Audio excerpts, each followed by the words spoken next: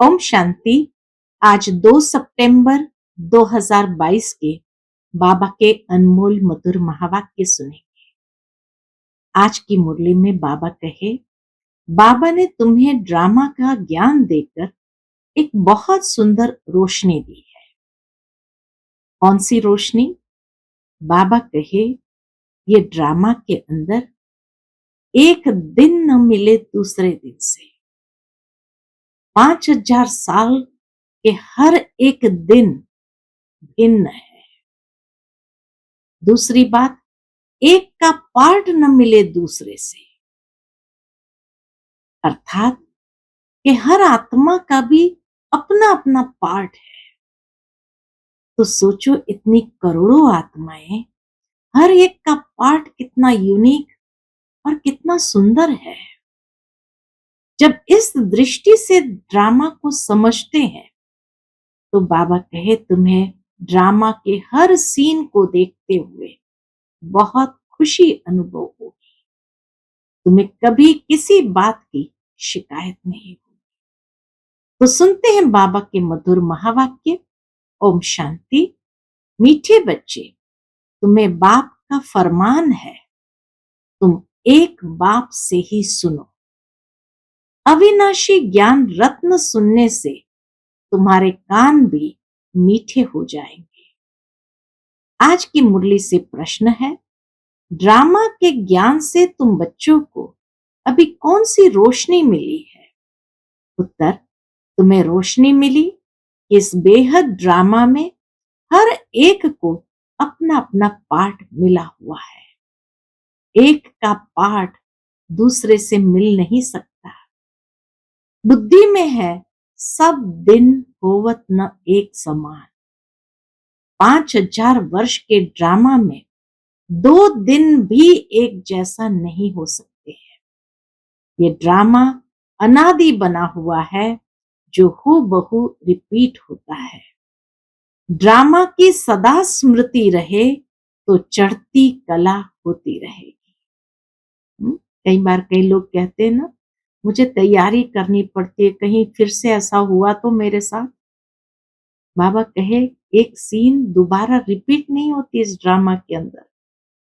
तो निश्चिंत हो जाओ और हमेशा अपनी चढ़ती कला की ओर ध्यान दो। आज की मुरली से पहले गीत बजा है, महफिल में जल उठी शमा परवानों के लिए। ओम शांति। बेहद के सच्चे बाप की है बेहद की महफिल। बाप आते ही तब है जब बड़ी महफिल होती है। सब आत्माएं यहां आ जाती है, तब बाप आते हैं। बल थोड़ी सी आत्माएं ऊपर होगी भी, वह भी आ जाएंगी। अब यह तो समझाया गया है बाबा कौन है। पहले पहले हमेशा बाबा की महिमा सुनानी है। कोई भी आते हैं तो बाबा कहे, सबसे पहले बाबा की महिमा सुनानी है। वह सच्चा बेहद का बाप है, बेहद का सच्चा शिक्षक है, बेहद का सच्चा सतगुरु है। यह एक की ही महिमा है, यह पक्का याद कर लेना है। नाम भी हमेशा शिव बाबा का लो।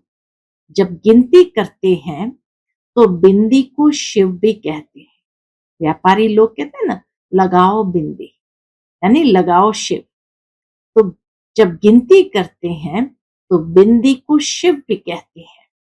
तो बेहद का बाप शिव है, वह है बेहद का शिक्षक।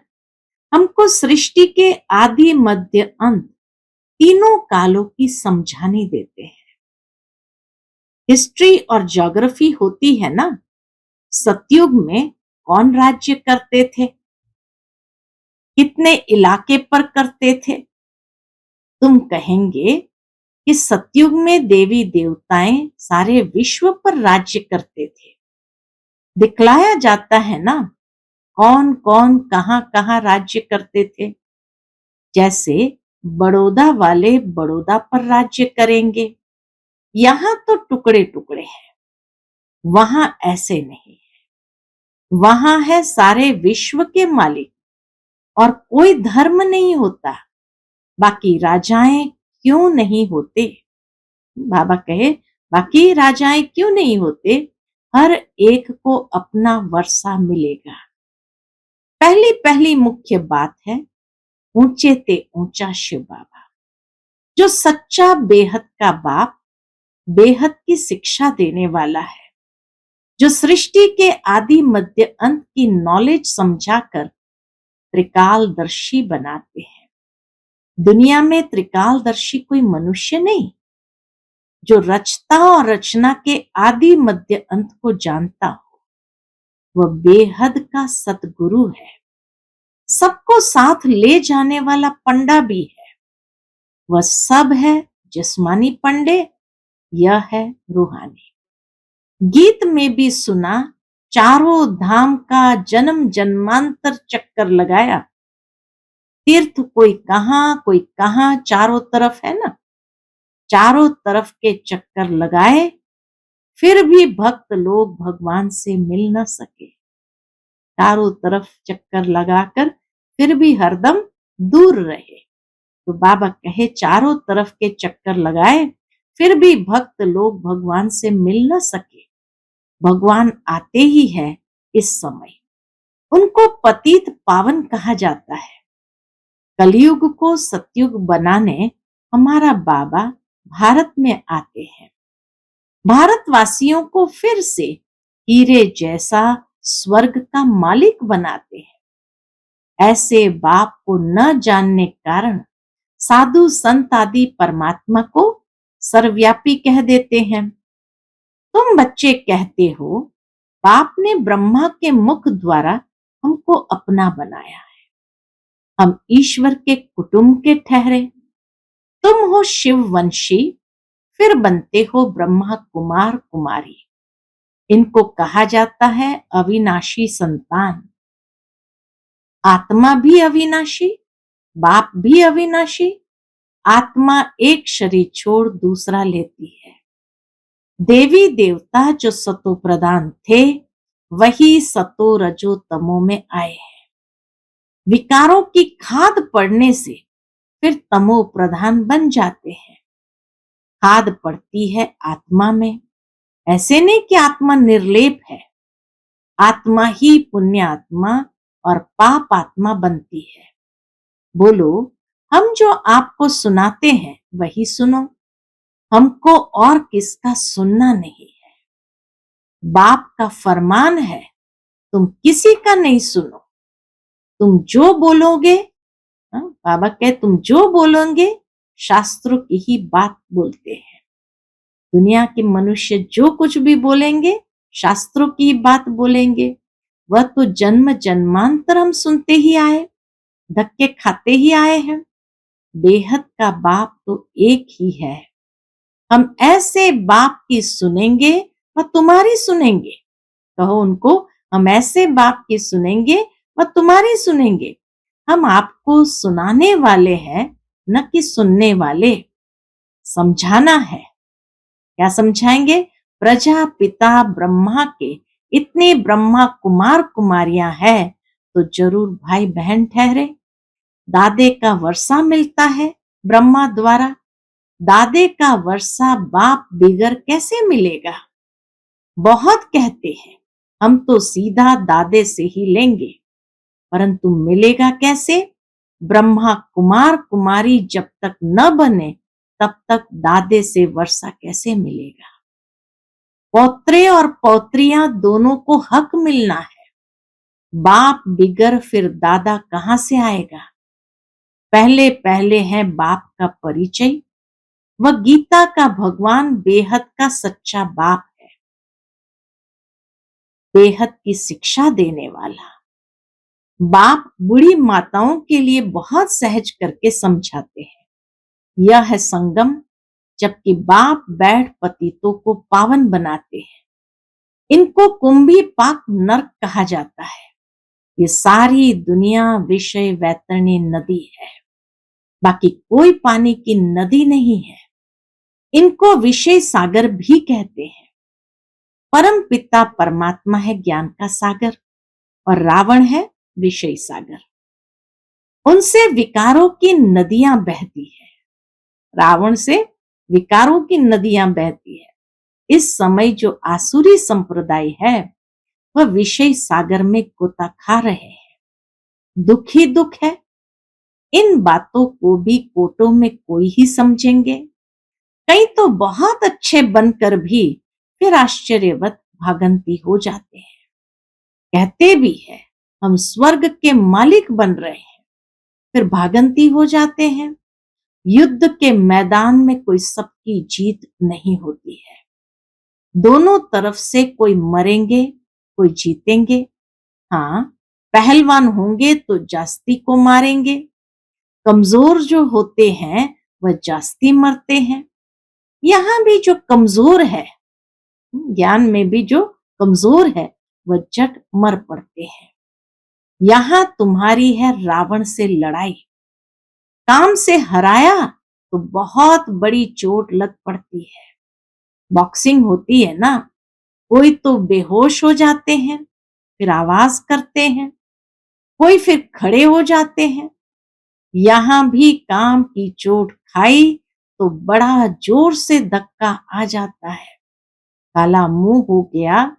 क्रोध पर इतना नहीं कहेंगे जितना काम पर। यह है बहुत बड़ा दुश्मन, बहुत दुख देने वाला है। काम कटारी से ही बहुत दुखी हुए हैं। काम विकार से ही पतित बनते हैं। नानक ने भी कहा है, मूत पलिती कपड़ धोए। बाप ही आकर कपड़े धोते हैं। अभी तुम्हारा भी ये पुराना शरीर है। हर एक को अपना अपना पार्ट मिला हुआ है। एक न मिले दूसरे से। ड्रामा है ना, कहते हैं ना, सब दिन होत न एक समान। 5000 वर्ष का ड्रामा है। इसमें कितने दिन होंगे? 2 दिन भी एक जैसे नहीं हो सकते। यह फिर 5000 वर्ष बाद हूबहू रिपीट होता है। यह अनादि ड्रामा है। सेकंड बाय सेकंड पार्ट बचता जाता है, फिर रिपीट होता है। कहाँ सतयुग, कहाँ कलयुग, वहां क्या होता है, यहाँ क्या होता है, यह तुम बच्चों को अब रोशनी मिली है। अभी तुम्हारी चढ़ती कला शुरू होती है। बाप कहते हैं, दे दान तो छूटे ग्रहण विकारों का। सीधी सी बात है। बाप तुम्हारे विकारों का दान लेते हैं, फिर उनके बदले में देखो तुम क्या देते हो। तुम कौड़ियां देते हो, बाप तुम्हें ज्ञान रत्न देते हैं। बाप को कहा भी जाता है रत्नागर, सौदागर। बाप का भी पार्ट है इस बेहद के ड्रामा में। बाप का भी पार्ट है। आत्मा कितनी छोटी है, उसमें कितनी ताकत है, कितना ज्ञान है। यह ज्ञान देने की भी ड्रामा में नूंद है। अविनाशी। बाबा कहे, ये ज्ञान देने की भी ड्रामा में नूंद है। अविनाशी। फिर कल्प बाद यही ज्ञान देंगे। ये ड्रामा कब विनाश होने वाला नहीं है। वंडर है ना, आत्मा में 84 जन्मों का पार्ट है। इतनी छोटी बिंदी में कितना पार्ट भरा हुआ है। ये बड़ी गुह्य बातें हैं। तो पहले पहले बाप का परिचय देना है। वह रूप भी है, बसंत भी है। निराकार आत्मा जरूर मुख से ज्ञान सुनाएगी, कानों से आत्मा सुनेगी। परमात्मा निराकार बाप मुख से ज्ञान सुनाएगी, कानों से आत्मा सुनेगी। नहीं तो ज्ञान सागर कैसे ज्ञान सुनाए। जरूर ब्रह्मा मुख से सुनाना पड़े। विष्णु व शंकर तो ज्ञान दे न सके। ज्ञान का सागर कहा ही जाता है एक निराकार को। उनसे तुम ज्ञान गंगाएं बनती हो। सागर तो एक है ना। बाप ही ड्रामा के आदि मध्य अंत की नॉलेज देते हैं। सतयुग में सूर्यवंशी राजाएं थे। 8 बादशाही चली, फिर वही सूर्यवंशी चंद्रवंशी बनते हैं। यह ज्ञान तुम ब्राह्मणों में ही है। हो मुख वंशावली ब्राह्मण, बाप सबका एक है, वह ब्राह्मण है कुख वंशावली। तुम हो मुख वंशावली। वह जिस्मानी यात्रा कर फिर घर लौट जाते हैं। हमारी एक ही यात्रा है। पूरा ये ब्राह्मण जन्म हमारी एक यात्रा है।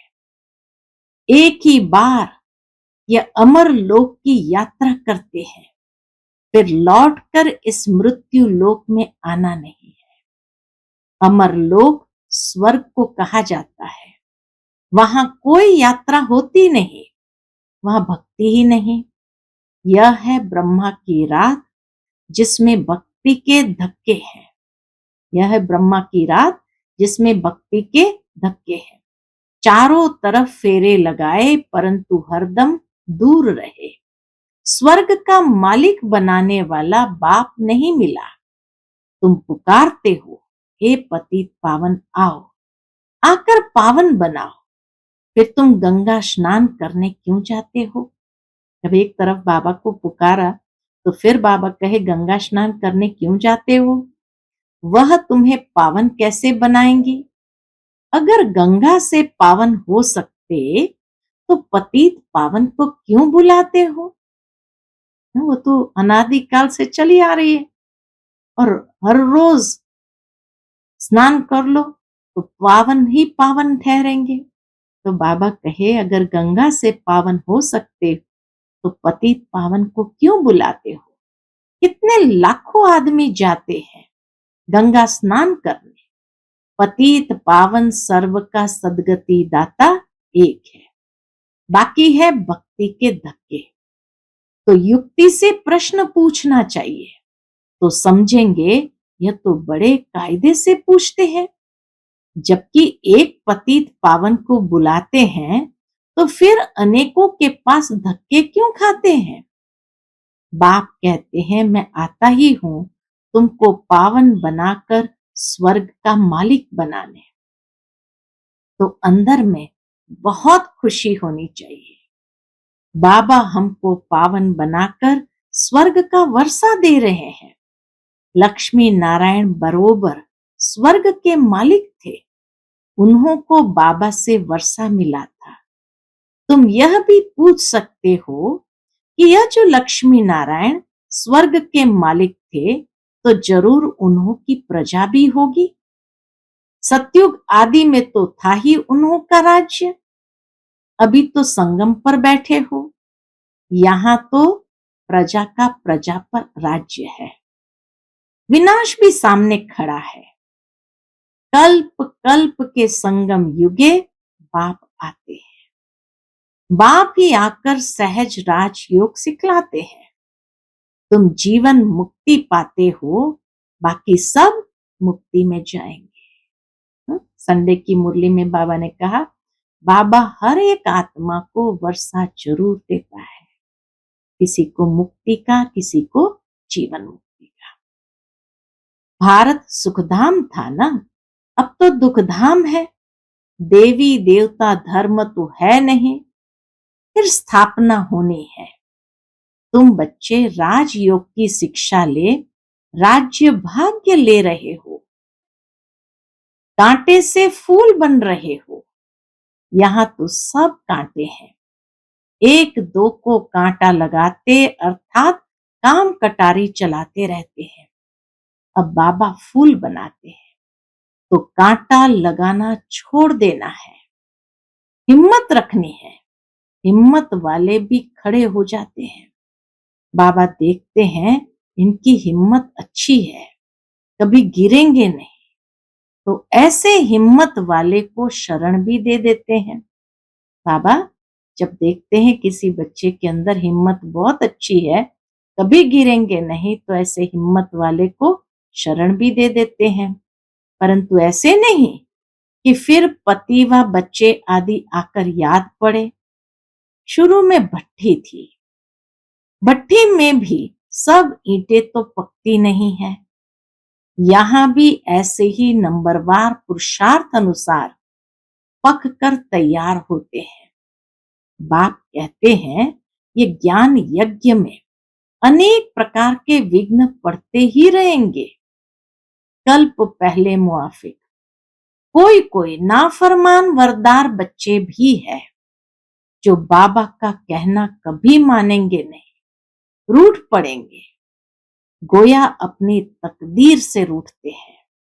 बाबा कहे कई बच्चे बाबा से रूठकर हाथ छोड़कर चले जाते, गोया अपनी तकदीर से रूठते हैं, फिर ऊंच तकदीर बनती ही नहीं है। देह अभिमान के कारण अपनी मत पर चलने लग पड़ते हैं। कदम कदम श्रीमत पर चलना चाहिए। श्रीमत देते हैं ब्रह्मा द्वारा, ऐसे थोड़ी कि प्रेरणा द्वारा किसको मत देंगे। अगर ऐसा होता तो फिर इनमें आकर इतने बच्चे पैदा करने की दरकार ही क्या है। अच्छे अच्छे पुराने बच्चे समझते हैं हम तो शिव बाबा से सीधा ही लेंगे। देह अभिमान बहुत है। बाबा कहे ये भी एक प्रकार का देह अभिमान है, तो ये पक्का याद कर लो। हमारा सच्चा बेहद का बाबा बेहद का वर्षा देने वाला है। बेहद का वर्षा माना नर से नारायण बनाने वाला।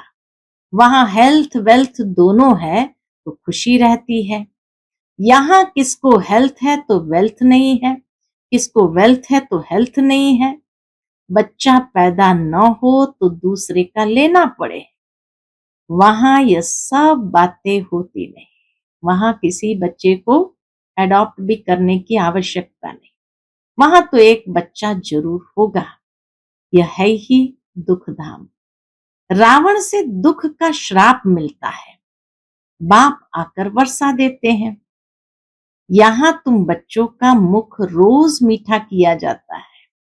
शुरू शुरू में हर रोज क्लास के बाद टोली मिलती थी। अभी तो बहुत विस्तार हो गया तो बंद हो गया। तो बाबा कहे यहाँ तुम बच्चों का मुख रोज मीठा किया जाता है। सेंटर्स पर तो गुरुवार के दिन मुख मीठा कराते होंगे। यहाँ तो कान भी मीठे किए जाते हैं, मुख भी मीठा किया जाता है। आत्मा कानों से अविनाशी ज्ञान सुनती है, नैनों से देखती है, मुख से खाती है तो उनका स्वाद आता है। आत्म अभिमानी बनना पड़ता है ना। अच्छा, मीठे मीठे सिकिलते बच्चों प्रति माता पिता बाप दादा का याद प्यार और गुड मॉर्निंग। रूहानी बाप की रूहानी बच्चों को नमस्ते। हम सब रूहानी बच्चों की रूहानी माता पिता बाप दादा को याद प्यार गुड मॉर्निंग और नमस्ते। नमस्ते। शुक्रिया बाबा, शुक्रिया। आज की मुरली से धारणा के लिए मुख्य सार है।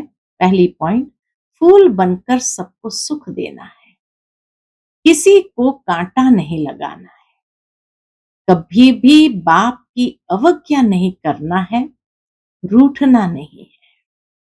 दूसरी पॉइंट, कदम कदम बाप की श्रीमत पर चलना है, अपनी मत नहीं चलानी है। देह अभिमान में आकर नाफरमान वरदार नहीं बनना है। आज का बाबा का मधुर वरदान हम बच्चों के प्रति है, रूहानी सोशल वर्कर बन, हलचल के समय परिस्थितियों को पार करने की हिम्मत देने वाले सच्चे सेवाधारी भव। रूहानी सोशल वर्कर बन, हलचल के समय परिस्थितियों को पार करने की हिम्मत देने वाले सच्चे सेवाधारी भव। अभी समय प्रति समय विश्व में हलचल बढ़नी ही है। अशांति व हिंसा के समाचार सुनते हुए आप रूहानी सोशल सेवाधारी बच्चों को विशेष अलर्ट बनकर अपने पावरफुल वाइब्रेशन द्वारा सब में शांति की, सहन शक्ति की हिम्मत भरनी है। बाबा कहे अशांति व हिंसा के समाचार सुनते हुए आप रूहानी सोशल सेवाधारी बच्चों को विशेष अलर्ट बनकर अपने पावरफुल वाइब्रेशन द्वारा सब में शांति की, सहन शक्ति की हिम्मत भरनी है। लाइट हाउस बन सर्व को शांति की लाइट देनी है। यह फर्ज अदाए अब तीव्र गति से पालन करो, जिससे आत्माओं को रूहानी राहत मिले। जलते हुए दुख की अग्नि में शीतल जल भरने का अनुभव करें। आज का स्लोगन है, सर्व का मान प्राप्त करना है तो निर्माण चित्त बनो। सर्व का मान प्राप्त करना है तो निर्माण चित्त बनो। अच्छा, ओम शांति।